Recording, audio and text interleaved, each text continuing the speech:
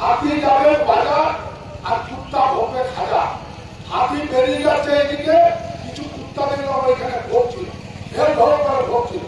সেই কুত্তা দিকে আমরা বলে যেমন নীল মারবেন তাকে খাবেন। এইদিকে যদি তৃণমূলের নেতারা কোনো সময় বেরোয় আমরা জানি, আমরা কারো বর্তমান অসম্মান করবো না। আমরা পুরো পায়ে চটি হাতে ঘুরে যখন নেতা বেরোবে আমরা মুখে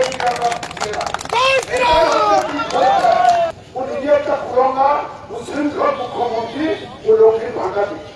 কিছু লোক আছে যারা নিজের মনে পরিবার নয়, নিজের বাবাকে বাবা বলে না, তারা বাইরের লোককে বেশি বাবা বলে। তাই তৃণমূলের কাছে এখন অনেক বাবা, রোহিঙ্গা বাবা, বাংলাদেশি বাবা। আর যদি অঙ্কের হিসাবটা যেভাবে অপারেশন শুরু হয়েছে এই বিহার থেকে, সেই অপারেশন এবারে পশ্চিমবাংলাতে ঢুকে পড়েছে। তাদের ফলে পশ্চিমবাংলাতে তৃণমূল কংগ্রেসের 1,25,00,000 উপরে আজকে রোহিঙ্গা আর বাংলাদেশিরা আছে যারা আমাদের রক্তকে চুষে খাচ্ছে। আর এই তৃণমূল কংগ্রেসের ভোট ব্যাংক করছে, ভোট ব্যাংক।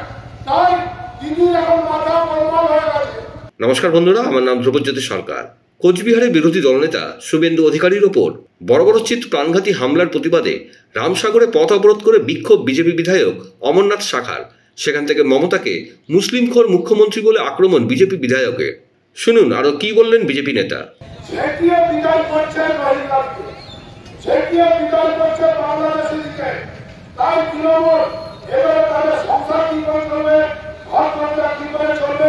কিভাবে আপনি তারা এখন মহা চিন্তায় করেছে।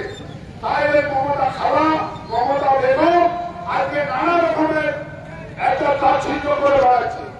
আর এটা লজ্জার বিষয়। হয়তো আমাদের পশ্চিমবাংলার তো মহিলা মুখ্যমন্ত্রী, আমাদেরও মাঝে মাঝে লজ্জা লাগে। ও বিভিন্ন জায়গাতে বেশ কিছু ফেক ভিডিও বানাচ্ছে।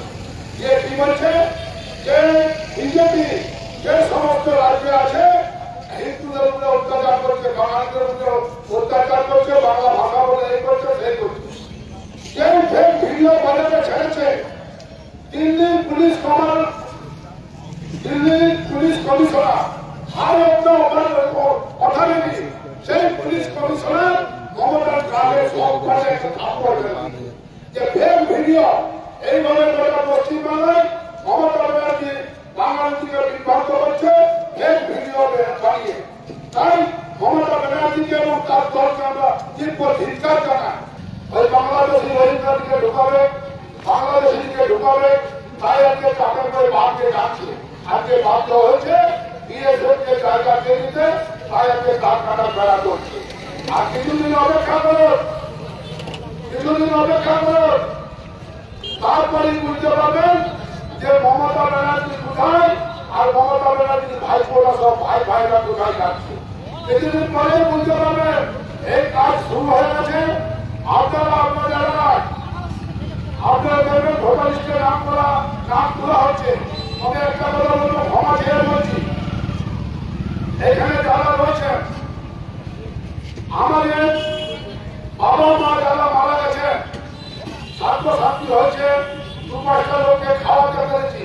কিন্তু আপনারা মমতা ব্যানার্জির আশীর্বাদে আপনাদের যারা মারা গেছেন প্রত্যেকে এখন ভোটার লিস্টে জীবিত আছে, প্রত্যেকে ভোটার লিস্টে জীবিত আছে। এইভাবে ধাপ্পা ভোটার লিস্ট বানিয়ে আর মমতা ব্যানার্জি ক্ষমতায় আছে। বন্ধুরা, ভিডিওটি ভালো লাগলে দয়া করে লাইক শেয়ার করে দেবেন, আমাদের পেজটা ফলো করে নেবেন আর আপনার মতামত কমেন্ট করে অবশ্যই জানান। ধন্যবাদ।